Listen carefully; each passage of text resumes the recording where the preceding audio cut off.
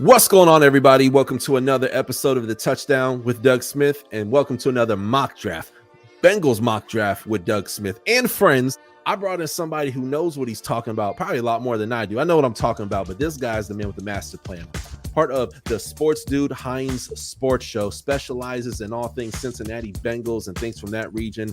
This guy is a blessing to the podcast community. And before we talk about this mock draft, I want to introduce Jordan. How are you today, man? I'm doing really, really good. And, I'm excited to talk about the Bengals, and thank you for having me. I'm excited to, talk about the draft and everything like that. Yes, sir, man. Let's get it, man. So 18th pick overall, we got Elise Fuaga. Offensive tackle, Oregon State. Talk to me, man. I really like this pick. Everybody's talking about, T. Higgins and DJ Reader both being free agents, but something that's kind of going unnoticed in the Bengals free agency, our right tackle, Jonah Williams, is also a free agent. He's not going to re-sign. It's pretty, obvious. Throughout the Bengals fan base, there's probably no intentions. Williams will re-sign with Cincinnati. Fuaga was a stud during the Senior Bowl practice week. He's a right tackle. I think he did so good throughout the Senior Bowl week. He might not even be here at 18, but if he is, realistically, I think this would probably be the safest pick for Cincinnati, unless there's somebody who drops and should absolutely not be there at 18. I think when you look at Fuaga at 18, that's probably the right choice for the Bengals. I love it. I love it, man. And look, man, protect Joe Burrow, who is your biggest asset on that whole team at all costs. Protect him. He got banged up this year.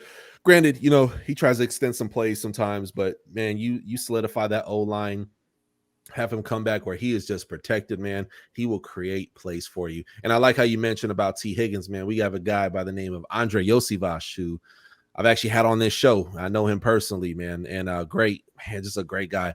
So I'm not worried too much about the wide receiver number 2, man. Andre's he's gonna ball out for you guys next year, man. Moving on to pick 49, Leonard Taylor, man. Defensive tackle, Miami. One of the best D tackles in this whole draft, man. Why'd you choose Leonard Taylor, man? When you're looking at mock drafts, I would be absolutely shocked if the Bengals do not end up taking a defensive tackle or wide receiver with the first 2 rounds. Realistically, like I mentioned with Reader and Higgins, they're both free agents. I think Higgins, whether it's a tag or whether it's an extension, Higgins will for sure be on this Bengals roster.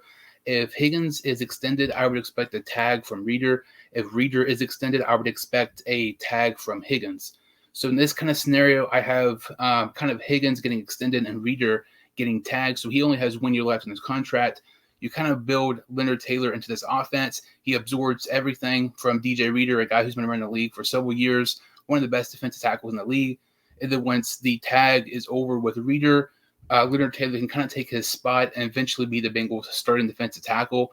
Realistically, I could really see this happening. And I think it would make a lot of sense if a guy like Leonard Taylor's here at 49, the Bengals maybe elect to do that. I love it. I love it, man. They're one of the most exciting tight ends in the draft. Not getting enough shine, in my opinion. Ben Sinnott, tight end, Kansas State. Dude is a baller, man. Look, man, I'm reading here 676 yards out of 49 receptions. Looks like he's a first down machine, red zone target, 6 touchdowns as well too. And he's all of 6'4", 245 pounds. He's a blocking, running, receiving tight end, man. He's everything you want, man. Do you have anything to add more on Ben Sinnott? Yeah, you mentioned the receiving, and you kind of mentioned the blocking. He's one of the best blocking tight ends, too.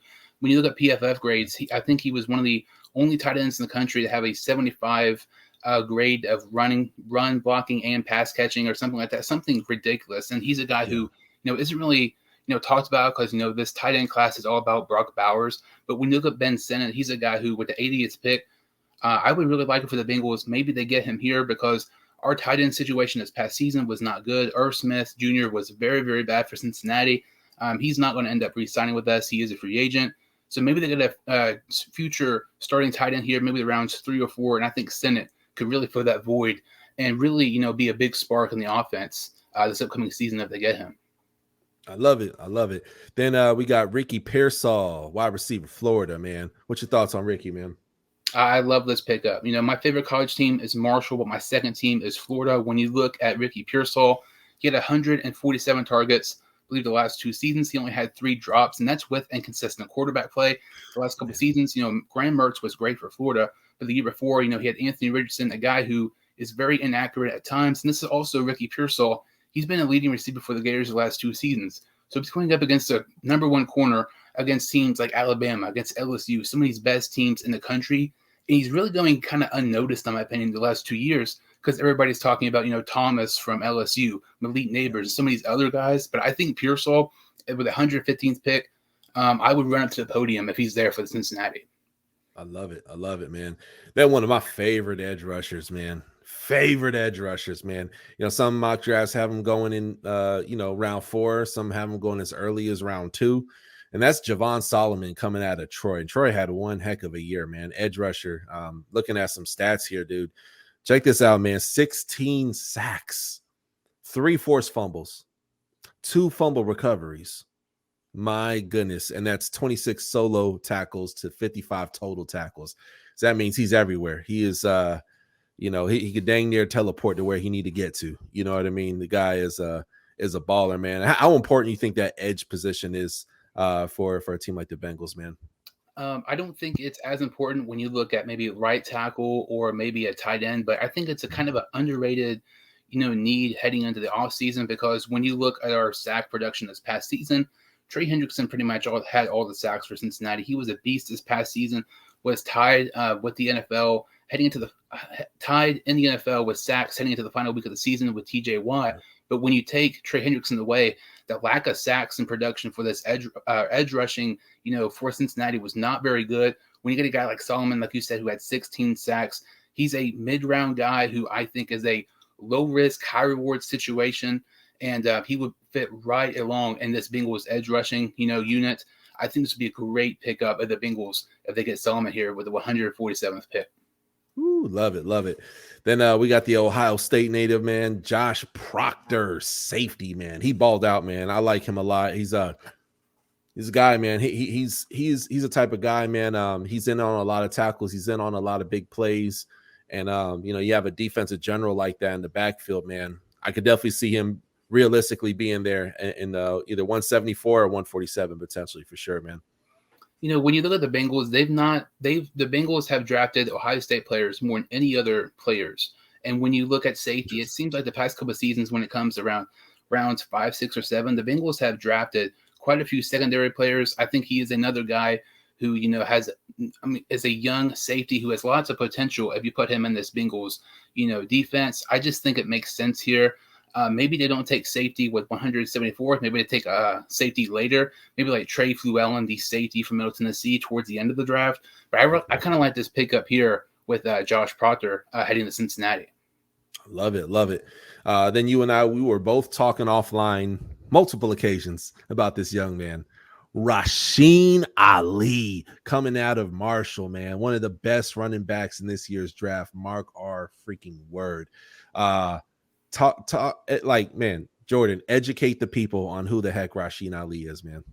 When you look, the moment that Rasheen Ali started for Marshall back in 2021, he instantly became one of the best running backs in the country. His freshman year with the Thundering Herd in 2021, he led the country in rushing yards with 23 rushing touchdowns as a freshman. That is absolutely incredible. He had 1,400 rushing yards that season. The following season, 2022, he only played a couple of games. This past season, he had 1,100 rushing yards, 15 rushing touchdowns. He had a 174 rushing yard performance against Virginia Tech earlier this year. He is a guy who he's never got the credit he deserves throughout his collegiate career. He goes to the Senior Bowl the first day or two. He is one of the biggest stars. Then he ruptures his bicep tendon, which is very unfortunate for him because he was just now starting to get the national recognition that he's deserved. And for years now, his recovery time is 4 to 6 months. He is a guy, despite him being injured, I think around this spot will be where he's drafted, simply because from that, he didn't play a ton in the practice, but when he practiced in the Senior Bowl, he was one of the biggest stars.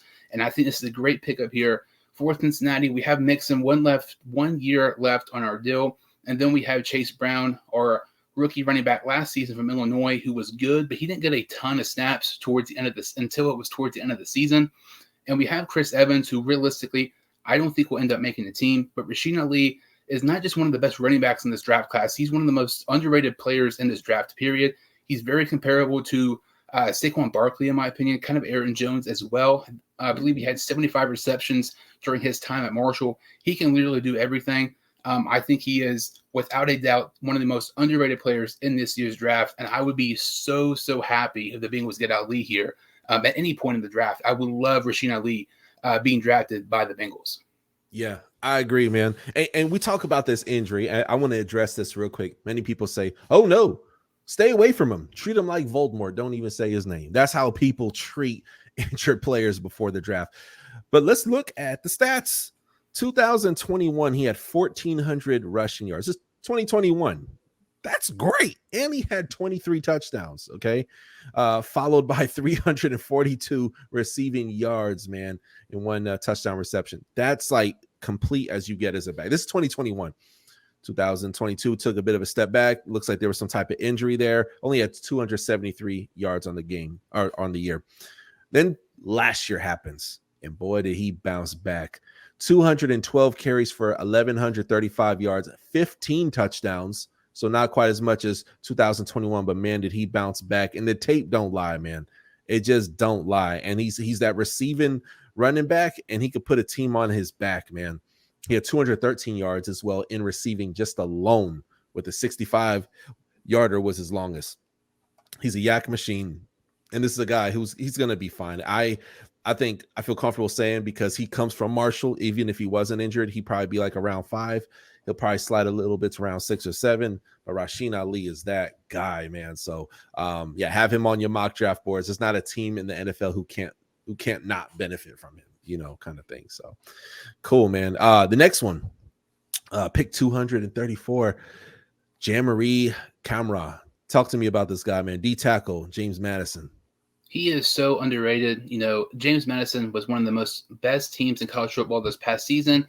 Crowmaw, he was really kind of unnoticed due to his teammate Jalen Green. We'll talk about him in a minute here. But when you look at Crowmaw as a defensive tackle, he had 19 tackles for loss and 10 sacks. That is unheard of, and was just incredible season for James Madison and Crowmaw as well. It's crazy when you look at him against Marshall and some of these other teams. He was pressuring the quarterback left and right, getting tackles for loss. Crowmaw is a guy, defensive tackle here. I would really, really like. It's a low risk, high reward situation. If he doesn't make the team, if it doesn't pan out, it's fine. It's a 7th round pick. If he does something, if he actually has production for Cincinnati, it's clearly going to be worth it because he's a 7th round pick. You don't really expect much for these late round guys, but I really like this pick up here. Absolutely. And then the last pick of the draft, 251st overall pick, Jalen Green, edge rusher coming out of James Madison. By the way, I got to plug this real quick. This guy right here, I've had him on the show, so go peep that interview, man. His name is Jalen Green, coming out of James Madison. What I love about this guy, in 9 games, didn't even finish the college football season, had a little bit of a hiccup with his leg. He's healing up fine, and he'll be ready to go by his pro day, man. So he's trending right in the right direction. 15 and a half sacks in 9 games. Y'all heard me. The season wasn't even over. 15 and a half sacks. The dude is a dog, man. He is a beast. And so you think about like Javon Solomon coming from a smaller school like Troy. Jalen Green realistically should be somewhere between rounds 2, maybe to round 4, only because he's coming from a James Madison. People are going to crap on it. I personally won't, just like you wouldn't, Jordan. But hey, it's a smaller school, right? So you know how people do that. But that taken and being said, Jalen Green is one of the best sack masters of this entire draft class. Plays with violence, high motor. He's quick, trying to bat down passes, forcing fumbles. He is all over the field, man. Again, there's not a team in the NFL, even if you have a starter already. Go on and get you a Jalen Green and thank Jordan and me later. Jordan, man, talk to me about Jalen Green a little bit, man. If Rasheen Ali is not the most underrated player in this draft, then it's Jalen Green. These players are ridiculously underrated, and it's the fact that they're playing at a small school. Javon Solomon, Rasheen Ali, Crowmaw we just mentioned, and Jalen Green, all 4 of these players are from Sun Belt teams, and they're just not getting the credit they deserve, and I think it's absolutely ridiculous. You mentioned Jalen Green, 15 and a half sacks in 9 games. I believe he had like 20 or 19 tackles for loss as well. You can't even get that in a video game. Like, that is insane. Like, he was so, amazing for James Madison's defense this past season. When James Madison played Marshall earlier this year, it was absolutely terrible. He was in Cam Fancher's face every single freaking play. He was pressuring Marshall's quarterback left and right, made it an absolute terrible day for Marshall's offense. He had 5 sacks against Marshall earlier this year. Like, he is an absolute beast. He's going to get to the quarterback. If he doesn't, sack him, he's going to get pressures. He is a guy who, I don't know why, but he is just not getting the credit he deserves. He should be around this 2 to 3 range. If he was at Ohio State or Alabama, he'd be a top 20 pick easily. Yeah. But it's the fact that he's at James Madison, and everybody loves, knock on these small schools because of lack of competition. I think that is ridiculously stupid. But I think Jalen Green is a guy you have to watch out on day 3. Realistically, I think that's probably where he's going to go. But whoever gets Jalen Green in this draft is getting one of the most underrated players in this draft, one of the best edge rushers in the draft period. I love it, man. I love it, man. Jordan, thank you so much, man, for dropping these gems, man, and helping me out with this mock draft. I guess I kind of struggled a little bit according to the fans of Touchdown Nation, but they're always going to hold me accountable. So, man, I appreciate you. And ladies and gentlemen, before you go and you click on another YouTube video, do me a favor, go down in the description of this video before you like or comment or anything. And Jordan, tell the people where to find you, because I'm going to have all your stuff down in the description of this video. Tell us about your show, man. You can go to YouTube and type in the Sports Dude Hines Show. I do a decent amount of Bengals videos. So I also do some just different NFL videos as well. With NFL season being over, I'm going to do lots of mock draft videos coming up soon. So the Sports Dude Hines Show, make sure to subscribe on YouTube. And also you can follow me on Twitter, @Dude Hines Show, and on Instagram, the Sports Dude Hines Show as well. Ladies and gentlemen, you heard it. And to make your life easier, you don't even got to type it. Go in the description. Click it, and you'll see his stuff right there below where it says follow Jordan here. I have it all right there for you guys. That being said, comment below. Let me know, do you love this mock draft? Do you hate this mock draft? A, B, C, D, F, Z minus, whatever. Let us know what you feel about this mock draft. Hopefully there's a lot more positive comments this time, but we'll see what happens. God bless you guys. We'll see you guys next time on the Touchdown with Doug Smith, where we cover all 32 NFL teams plus exclusive NFL draft interviews. See you on the next one. Peace. Thank you for watching another episode of the Touchdown with Doug Smith, where we have exclusive NFL content and exclusive NFL interviews. Be sure to hit that like and that subscribe button. Follow us on social media. See you on the next one.